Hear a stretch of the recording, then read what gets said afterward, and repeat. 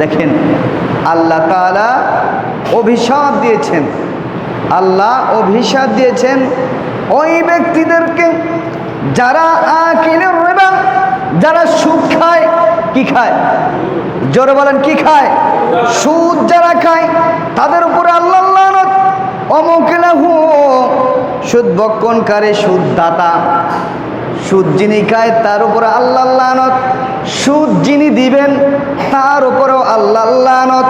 ওয়াকাতিবাহু, সুদের কারবারে যে লিখবেন তার উপরেও আল্লাহ লানত। বুঝেন না মনে হয়? এটা কি ভালো কথা?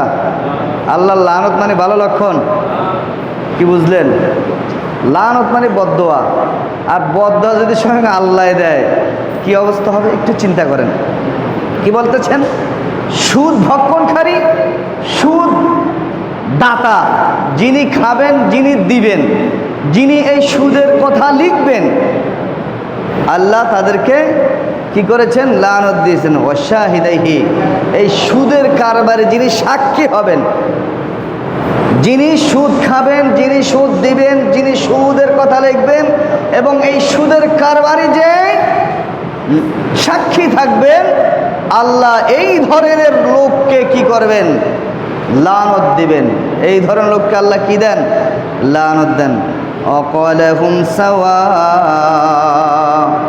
তারা সকলেই অভিশপ্ত, তারা সকলেই কি?